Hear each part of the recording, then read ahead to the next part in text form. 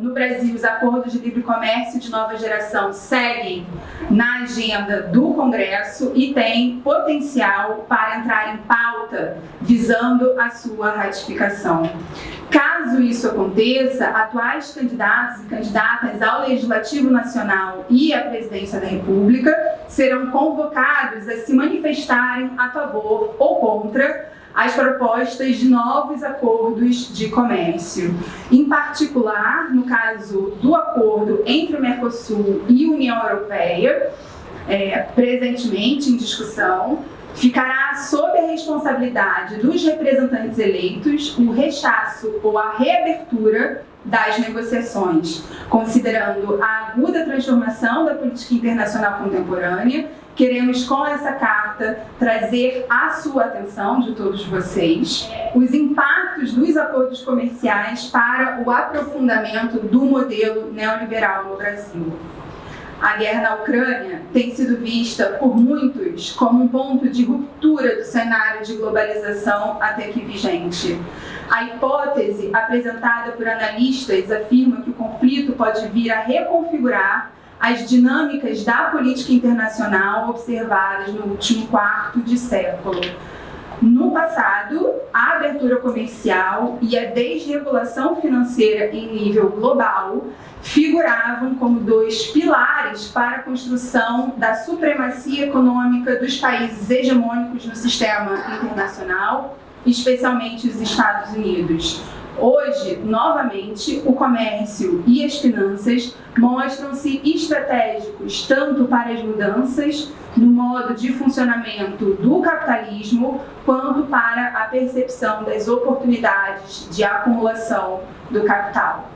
Comércio e finanças têm sido usados pelo governo brasileiro e seus apoiadores como meios para justificar a inserção subordinada do país na economia global. A estratégia de participação nas cadeias globais de valor como fornecedor de matérias-primas e minerais tem levado ao aumento da exploração minerária e à ampliação das monoculturas do agronegócio para exportação. O avanço da fronteira monocultora aumenta a demanda pela importação indiscriminada de agrotóxicos e outros contaminantes, diminui a biodiversidade e a saúde do povo brasileiro. Ao privilegiar o modelo extrativista, o governo incentiva o desmonte da indústria nacional, prejudicando as políticas de promoção de renda e trabalho digno. Enquanto restringe o financiamento às políticas públicas essenciais à proteção dos direitos humanos, promove o investimento privado, nacional e internacional. Há, portanto, clara opção pelo mercado em prejuízo da sociedade, conduzindo a uma dinâmica econômica concentradora de ganhos e socializadora das perdas.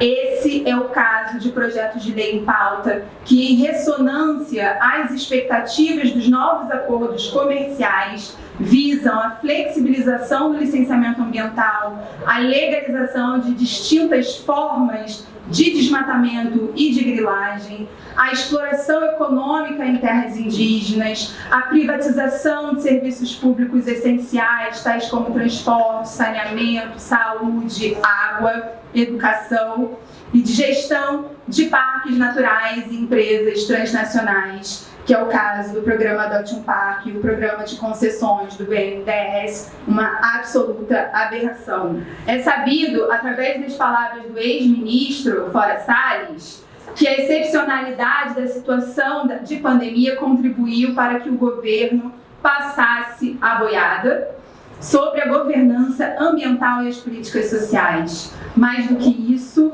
no momento do isolamento social, as instâncias legislativas foram, na prática, fechadas à participação social e a política orçamentária foi conduzida sem qualquer transparência, praticamente inviabilizando o controle social sobre os gastos públicos. A existência do chamado orçamento secreto é um escândalo com o qual não podemos concordar.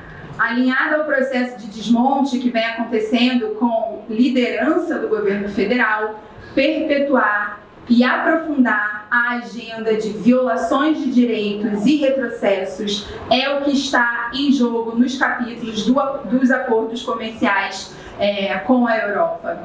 O acordo União Europeia-Mercosul acentua a reprimarização da economia brasileira e atualiza os dispositivos coloniais que mantém a dependência do país em relação à Europa, incentivando a violência racista contra povos indígenas, comunidades negras, camponesas e tradicionais. Isso porque o dano ambiental associado à expansão do desmatamento e do agronegócio recai desproporcionadamente sobre povos negros e indígenas, e, em particular, sobre as mulheres. Com essas preocupações, convocamos, junto a mais de 200 organizações, eu já estou terminando, e movimentos sociais reunidos na Frente Brasileira contra os acordos União Europeia-Mercosul e também EFTA-Mercosul, a abertura de um diálogo pré-eleitoral com candidaturas progressistas ao Legislativo e ao Executivo.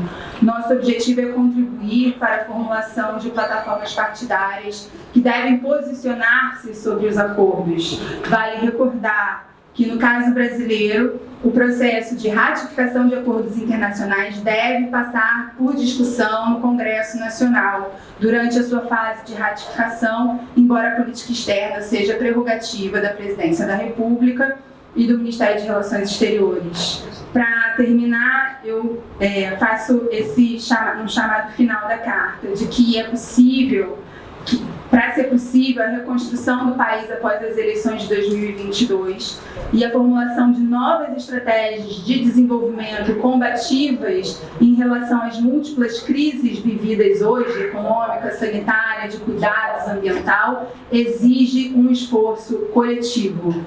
Esse é o momento de cobrar de parlamentares, membros do Executivo, candidatos, partidos e formuladores das políticas suas posições e concepções nesses temas.